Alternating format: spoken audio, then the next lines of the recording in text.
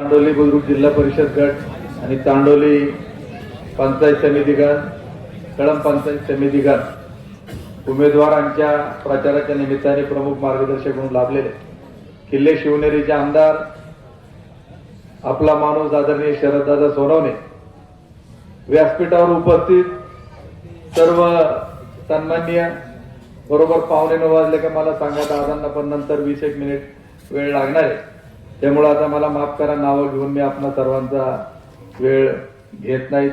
सुरेश भाऊंनी वगैरे सर्वांची नावं घेतलेली. प्रथमतः मला नितीनराव भालेरावांचं दादा तुम्ही याच्याबद्दल भाषण झालं, त्यांनी सांगितलं की दत्ता शेठ गांजाळ्यांनी सांगितलं की माझी राजश्री आता नगराध्यक्ष झालेली आहे दत्ता शेठची मंडळी, आणि म्हणले तुमची राजश्री देखील आता पंचायत समितीला निवडून आल्याशिवाय राहणार नाही.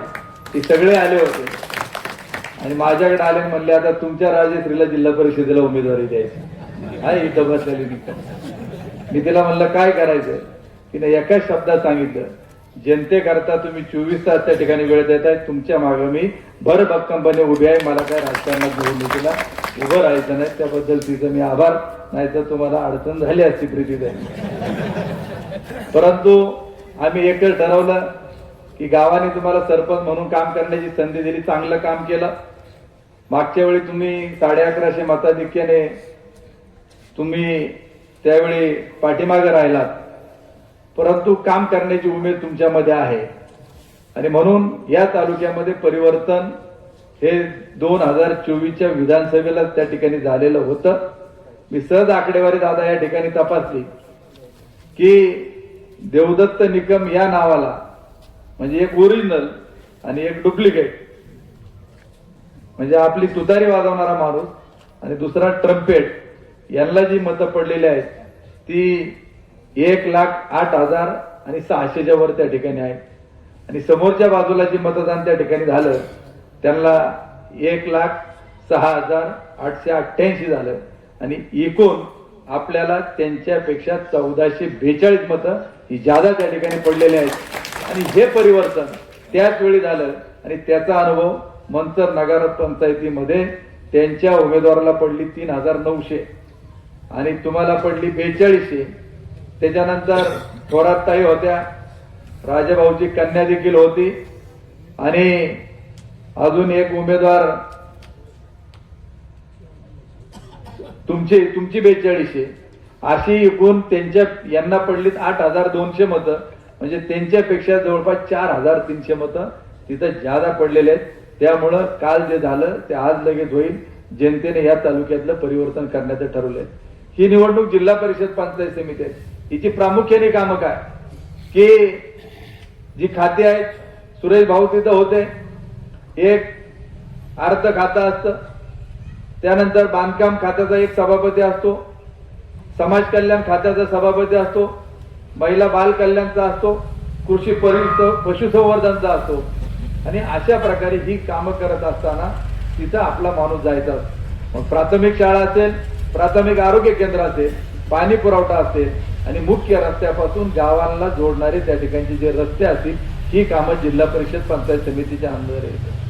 गेल्या 2017ला निवडणूक झाली आणि 22ला मुदत संपल्यानंतर प्रशासक लागला. आज जी काही लोक जातात किंवा आमदार देखील सांगितले जातात का तुम्ही ज्यांना मतदान केलं तुम्ही त्यांच्याकडून ही कामं मंजूर त्या ठिकाणी करून घ्या. पण मला देखील त्यांना या निमित्ताने सांगायचे, ज्यावेळी गावचा सरपंच एखादा असतो, गावचा विकास होत असताना गाव सांगत असतं हे जे काम झालं आमच्या सरपंचांनी केलं, तसं उद्याच्या काळामध्ये गावची स्मशानभूमी असेल, रस्ते असतील, शाळेच्या इमारती असतील, आरोग्य केंद्र असतील, ही जर कामं होणार असतील तर ही जिल्हा परिषद आणि पंचायत समितीच्या माध्यमातून होती. आमदाराच्या दारात देखील तुम्हाला जाण्याची गरज त्या ठिकाणी नाही. म्हणून आपल्याला सक्षम उमेदवार निवडून द्यायचे. दोन्ही उमेदवारांनी आपल्या समोर मत व्यक्त केली. आता प्रियंकाताई वाघ त्यांनी भाषण केलं, त्यांनी शिक्षण सांगितलं, त्यांचं शिक्षण तुम्हाला माहित नसेल, त्यांनी बायो इंजिनिअरिंगचं शिक्षण पूर्ण केलेलं आहे, स्वतः इंजिनियर आहेत आणि 10वीला देखील दादा आणि 12वीला त्यांना 90% अधिकचे मार्क्स त्यांना मिळालेले. तसंच प्रीतीताई देखील आपल्याला परिचित आहेत, त्या देखील पदवीधर आहेत आणि म्हणून उमेदवारी देताना आपण कुठलेही लाभार्थी हे आपले उमेदवार नाहीत, हे ठेकेदार नाहीत, पण समोरच्या बाजूला जे उमेदवार आहेत हे लाभार्थी गँग मधले त्या ठिकाणी आहेत.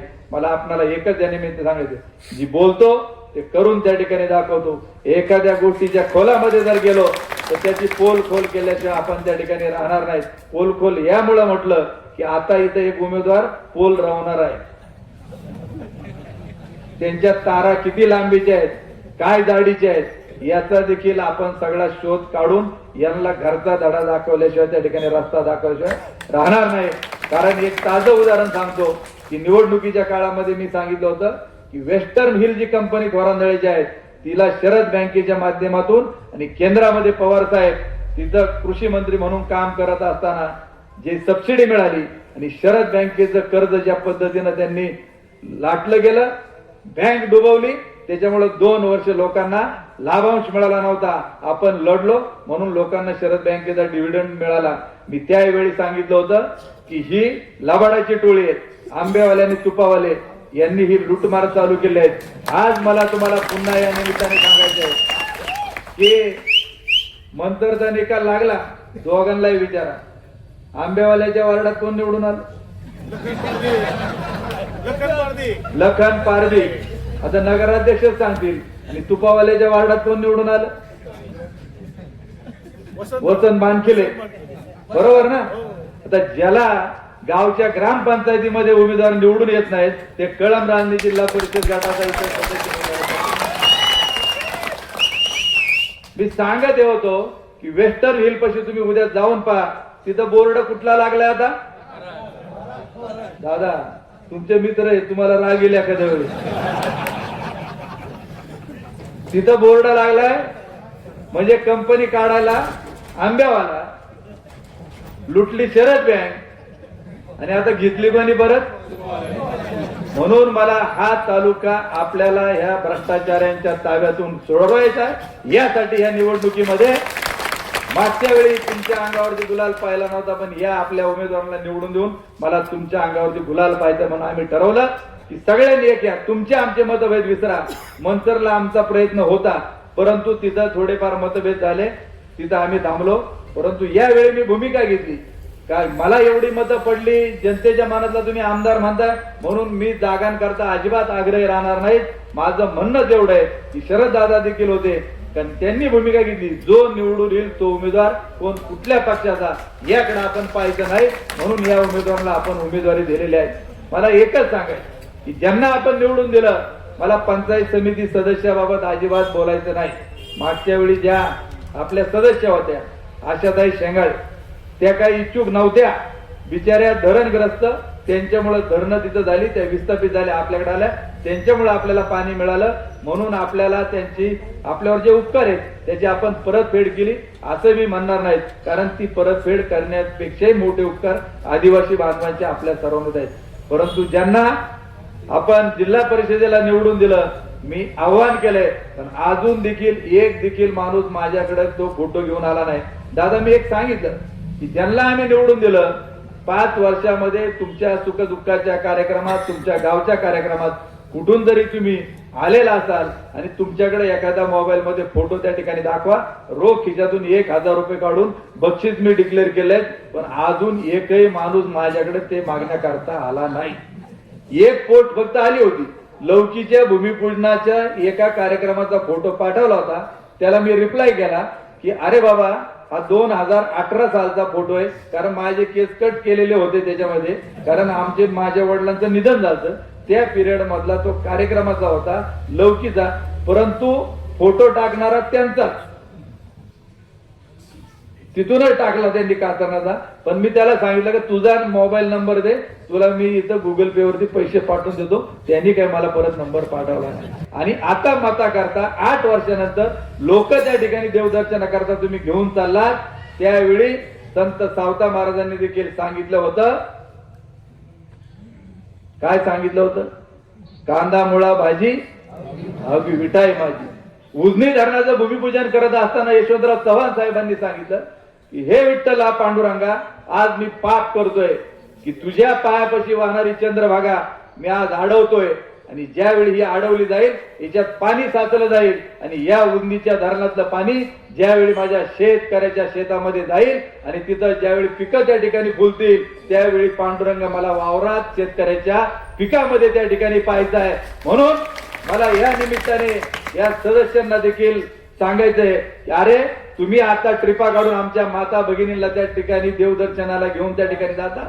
मला एकच या निमित्ताने सांगायचंय की माझ्या शेतकऱ्याच्या खितामध्ये ज्यावेळी 2 रुपये असतील तो कष्ट करल त्यावेळी माझ्या शेतकऱ्याच्या ऐपत एवढी असेल एक शेतकरी म्हणेल अरे चला आपल्या मळ्यातल्या लोकांना मी गाडीचा खर्च करतो, आज माझ्या कांद्याचे एवढे पैसे झाले, मी तुम्हाला पंढरपूरला घेऊन जातो, मी तुळजापूरला नेतो, मी तुम्हाला वणीला नेतो आणि फार लांब आता ट्रेननी तिकडे नेतात. कुठं? उज्जैनला त्या ठिकाणी नेतात. मग तिकडे देखील आम्ही नाही. आज काय कांद्याची परिस्थिती आहे गेल्या वर्षीचा इतिहास तुम्ही आठवा. फक्त वेळ संपत आली का मला सांग की जर कांद्याची जर तुम्ही आठवण केली याच्यात आहे का कांद्यावाला कोणी? सगळे कांद्यावाले. गेल्या वर्षी कांदा 6 महिने लोकांनी आर्नीमध्ये ठेवला. एक गोण 50 किलोच्या दरम्यान भरते. तुमचे किती किती पैसे एका गुणीचे झाले? 500 600. तुमची अपेक्षा काय का किती किमान किती पैसे एका शेतकऱ्याच्या गुणीला मिळाले पाहिजे?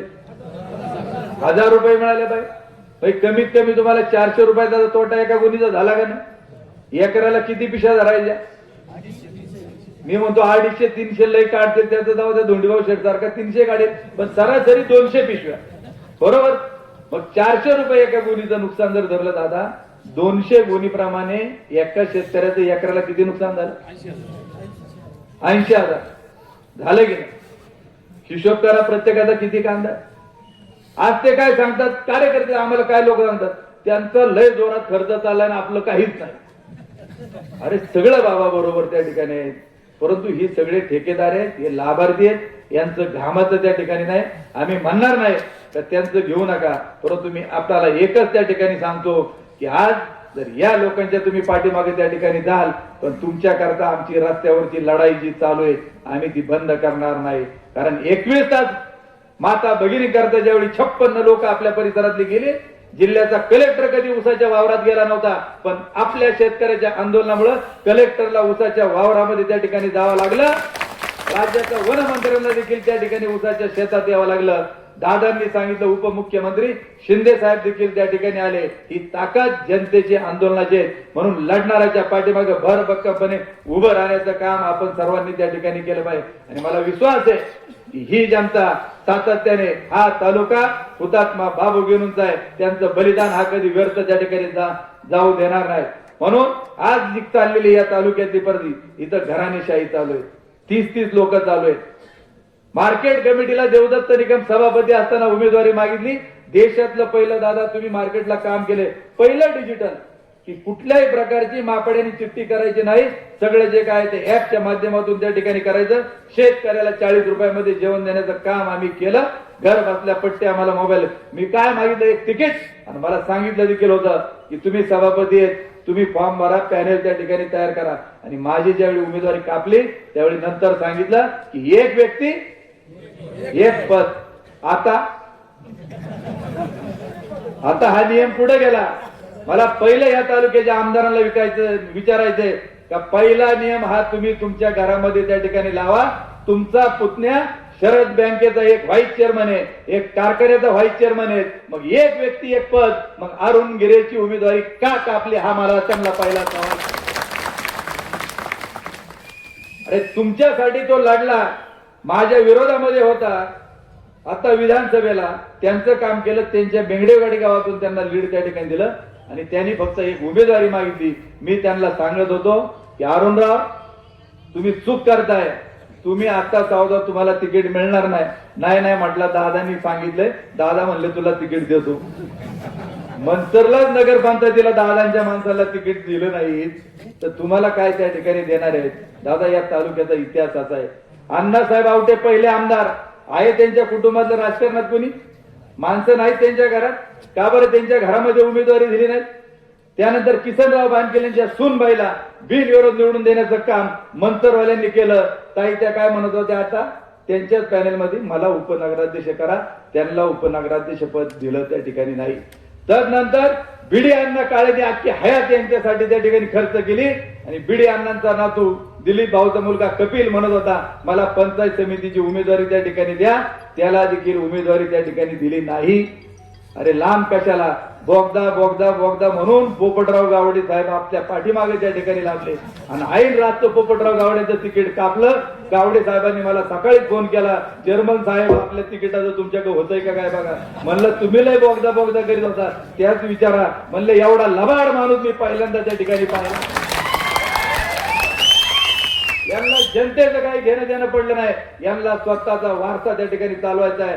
म्हणून माझी तमाम सर्वांना या निमित्ताने विनंती की तुमच्यासाठी आम्ही लढत त्या ठिकाणी राहू. बिबट्याच्या आंदोलनामधून पिंजरे आले, बिबट्या सोडायचा बाहेर बंद करण्यात आला, तो बाहेरच्या राज्यात. त्याचबरोबर सगळ्यात मोठं काय झालं असेल की गेले अनेक वर्षाची आपली जी मागणी होती त्या शेतकऱ्याला दिवसा 20 त्या ठिकाणी मिळाली पाहिजे, ही आंदोलनातून त्या ठिकाणी आपण मिळवून दिली.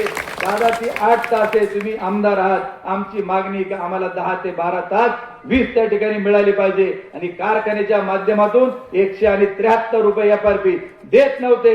मी बोर्डामध्ये भांडलो, कारखान्याच्या संचालक मंडळात ऐकलं नाही. साखर आयुक्ताकडे त्या ठिकाणी तक्रार केली आणि तुम्हाला 173 रुपये मिळाले का नाही. सभासद 10 वर्षे केले नाहीत. आम्ही पुन्हा आवाज उठवला का 13% उत्पादक सभासद आहेत, 37% काय. आता तुम्हाला शेअरसाठी फॉर्म घरपोच झाले की नाही.